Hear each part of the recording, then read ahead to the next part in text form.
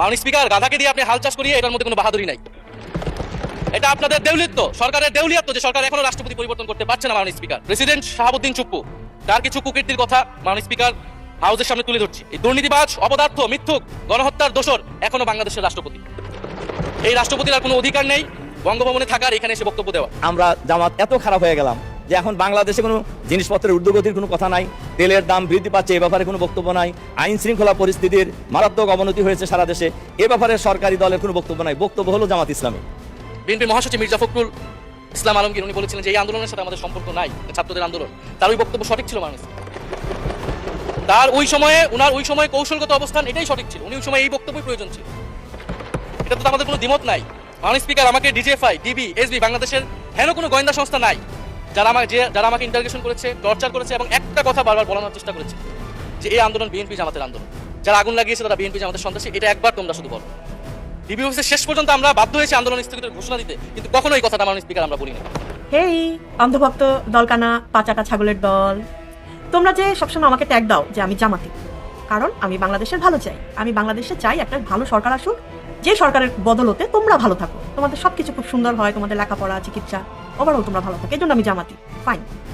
এখন শোনো, তোমরা কুত্তার মতো যাদের পাচাটো, ওদের তো কোনো বেল নাই, বিশ্বে কোথাও কোনো বেল নাই। সবাই জানে যে তোমার প্রধানমন্ত্রী একটা অশিক্ষিত মূর্খ, পুরা আবাল মার্কা একটা মানুষ। যাই হোক, উনি মুক্তিযোদ্ধা বলে দাবি করে আসলে উনি হচ্ছে ভারতের দালাল। ফজলুর রহমান সাহেব কি বললেন? ফজলুর রহমান সাহেব কেন বলতে পারেন না যিনি ছাত্রলীগ থেকে আসছেন, এখন ওনার উপরে সে আওয়ামী লীগের পেতাত্তা ভর করে আছে। ফজলুর রহমান সাহেব বেগম খালেদা জিয়া এবং শহীদ রাষ্ট্রপতি জিয়াউর রহমানের 19 দফা বা 31 দফাকে ধারণ করেন না। তিনি মুক্তিযুদ্ধকে ধারণ করেন না, সেজন্য 24কে ধারণ করেন না। উনি মুক্তিযোদ্ধা বলে দাবি করে আসলে উনি হচ্ছে ভারতের দালাল। উনি ভারতের আধিপত্যবাদকে দেশে প্রতিষ্ঠা করতে চান। এখন কি বলে 17 বছর আমরা খন্ড খন্ড এরকম জুলাই বহুত পার করছি। ওই যে ক্ষমতায় চলে গেছে, যাওয়ার পরই ডিগবাজি, আর আগের কথা মনে নাই। কিন্তু জনগণের এসব মনে আছে, যুগ বদলে গেছে। তো এই যুগে সব কিছু মানুষ মনে রাখে। কারণ কি জানেন, এই ভিডিওগুলা সবই এই নেটে ঘুরে বেড়ায়। আপনারা যা বলেন এটা নিয়ে মানুষ হাসাহাসি করে। তো আপনারা কেন বুঝেন না আমি বুঝি না। অনেকেই বলে যে ভাই এগুলো বট বাহিনীর কাজ, বট বাহিনীর কাজ। বট বাহিনী বুঝছেন তো, রোবট থেকেই বট, এই বট বাহিনী বুঝছে। আমার কথা, এই বট বাহিনী যদি থাকে বিরোধী দলের, অনেকেই দোষ দেয় যেটা বিরোধী দলের বট বাহিনী। সরকারি দলের বট বাহিনী কই? আপনারা বট বাহিনী বানায় নেন, বট বাহিনীকে বট বাহিনী দিয়ে জবাব দেন। আপনাদের বট বাহিনী নাই কেন? কারণ কি? তারা কিসে ব্যস্ত, কোথায় ব্যস্ত, এটা আমরা জানি। সবাই যার যার ধান্দায় ব্যস্ত। সে তো মূলত একজন পোল্ট্রিবাজ। আপনি এই কথাগুলো কেন বলতে পারলেন না? জামাত আমির যদি সাথে সাথে হুঙ্কার দিতেন যে ফজলুর রহমান আপনি মুক্তিযোদ্ধা নন, আপনি মুজিব বাহিনীর সদস্য ছিলেন। মুজিব বাহিনীর সদস্য আর মুক্তিযোদ্ধা এক নয়। যেরকম রক্ষী বাহিনী আর সেনাবাহিনী এক নয়, ওরকম মুজিব বাহিনী আর মুক্তিযোদ্ধা এক নয়। মুজিব বাহিনী সরাসরি ভারতের দালাল। ভারত তাদেরকে প্রশিক্ষণ দিয়ে এখানে পাঠিয়েছে বাংলাদেশকে অস্থিতিশীল পরিবেশ তৈরি করার জন্য, ডাকাতি করার জন্য, চুরি করার জন্য, ছিনতাই করার জন্য। মুজিব বাহিনীর সদস্য যারা ছিল তারা প্রত্যেকেই চুরি, ডাকাতি, ছিনতাইয়ের সাথে জড়িত ছিল। এবং এই যে আইয়ুব ইবনে হায়দার, এই কথা কিন্তু তিনি বলেছেন যে তার ভাইকে পিটিয়ে মানুষ মেরে ফেলেছিল এই চুরি ডাকাতি করার কারণে, এই ফজলুর রহমানের ভাইকে। কেন জামাত এই কথাগুলো সংসদে তুলে ধরতে পারলো না? এই ফজলুর রহমানের মুখোশ কেন সংসদের ভিতরেই জামাত ইসলাম টেনে খুলে দিতে পারলো না?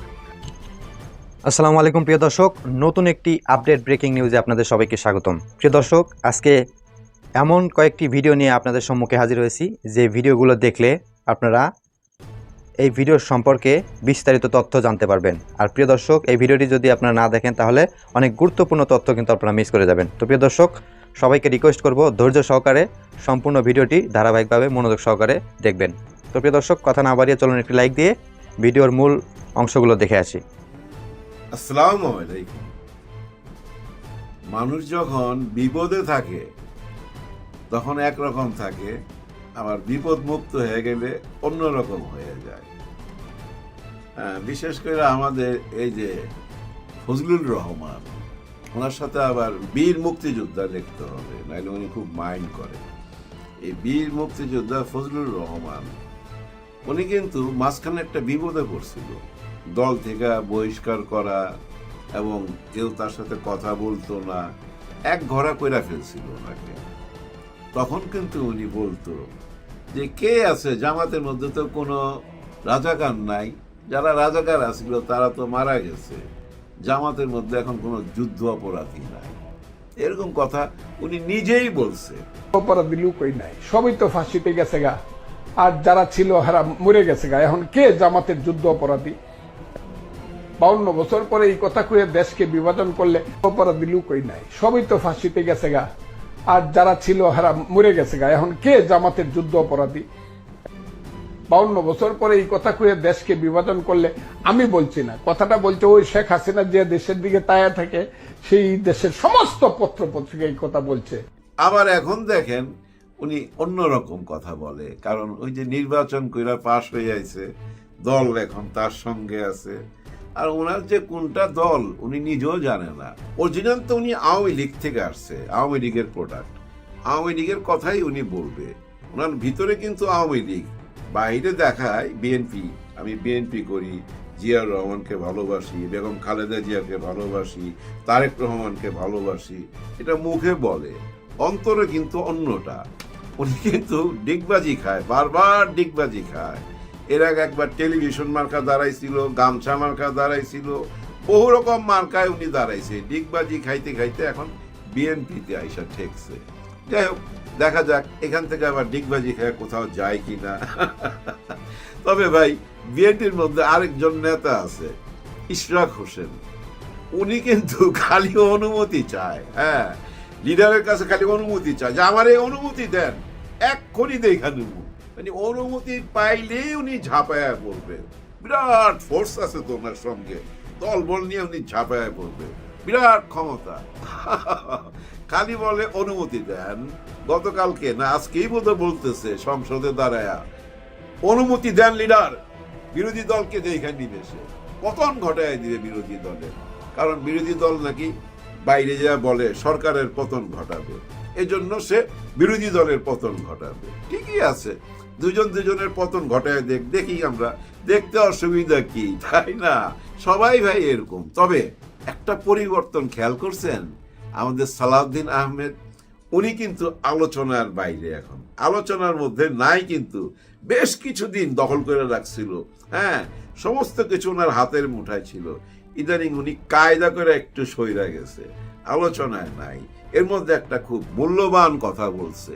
সবাই যখন বলতেছিল জঙ্গি জঙ্গি, বিশেষ করে ওই যে ডাক্তার জাহিদুর রহমান, আমাদের মাননীয় প্রধানমন্ত্রীর অ্যাডভাইজার ডাক্তার জাহিদুর রহমান, মানে ওনার অরিজিনাল পরিচয় উনি একজন ইউটিউবার, কোনোদিন ডাক্তারি ফাক্তারি করে নাই, ইউটিউব থেকেই এই সুযোগটা পাইছে। উনি বলতেছে দেশে জঙ্গির উত্থান হয়েছে এবং সরকার সেটা দমন করবে। কিন্তু আমাদের স্বরাষ্ট্রমন্ত্রী, উনারই তো জানার কথা, তাই না? উনি তো খোঁজ খবর রাখে কোথায় জঙ্গি আছে না আছে, এই কাজটা তো উনার। উনি কিন্তু বলতেছে না, আমি তো কোনো জঙ্গি টঙ্গি দেখি না। উনি কোনো জঙ্গির অস্তিত্ব খুঁজা পায় নাই, আর বাকিরা সবাই পাইতেছে। যাই হোক, এই জন্য আমি একটা ধন্যবাদ দিতে চাই সালাউদ্দিন আহমেদকে। হ্যাঁ, এরকম সত্যি কথা বলবেন, অযথা এই যে মানুষের মধ্যে ভয় ঢুকায়া লাভ তো নাই। এই ভয় ঢুকায়া শেখ হাসিনা অনেক কিছু করতে চাইছিল, শেষ পর্যন্ত নিজেই ভয় পাইয়া চলে গেছে। ভয় পাইছে তো শেখ হাসিনা 5ই আগস্টে যে ভয় পাইছে, মৃত্যুর আগ পর্যন্ত এটা ভুলবে না। স্বপ্নের মধ্যেও দেখবেন চমকায় উঠবে ভয়ে, এরকম হইতে পারে। আবার দেখেন এই যে আমাদের আন্দালিব সাহেব, উনিও কিন্তু এখন বিরাট বড় বক্তা। বক্তা ভালো আগে থেকেই আমরা জানি, কিন্তু এখন যেটা বলে, এখন যা করে, মনে হয় কি জানেন, কেমন জানি একটু চামচামি হয়ে যাইতেছে। ওনার যে একটা দল ছিল নাকি গরু মার্কা, দলের নাম কি সেটাও ভুলে গেছি, মার্কা বোধ গরু মার্কা ছিল। আমার মনে হয় উনি এটা ত্যাগ করছে, বিএনপির হয়ে গেছে এখন, পুরোপুরি বিএনপির। ভালোই হয়েছে একদিক থেকে। কিন্তু এই ভদ্রলোকও কিন্তু 5ই আগস্টের পরে উনিও কিন্তু জেলখানা থেকে বাইরেয়া বলতেছিল যে আমরা 17 বছর কিছুই করতে পারি নাই, এই ছাত্ররাই আমাদের জন্য করছে। উনি নিজে বলতেছে। এতগুলি মানুষ মারা গেছে, এটা আসলে আমাদের জন্য প্রচন্ড দুঃখজনক একটা ব্যাপার। এই ঋণ আসলে আমরা শোধ করতে পারবো না, এবং এই রক্ত বিসর্জন দিয়ে তারা আমাদের যা উপহার দিয়েছে, এই দেশকে যে উপহার দিয়েছে, সত্যি কথা বলতে রাজনীতিবিদ হিসেবে তো আমরা তা দিতে পারি নাই। এবং আমরা চাই যাতে এই রক্তের সঠিক সম্মান আমরা দিতে পারি, আমরা আগামীতে একটা ভালো রাষ্ট্র এই জাতিকে দিতে পারি। আমরা 17 বছর অনেক কষ্ট করেছি, অনেক কিছু করেছি, হয়তো কাঙ্ক্ষিত লক্ষ্যে পৌঁছাতে পারিনি। মহান আল্লাহ হয়তো এতগুলি রক্তর মাধ্যমে এই জিনিসটা আমাদেরকে দিয়েছে।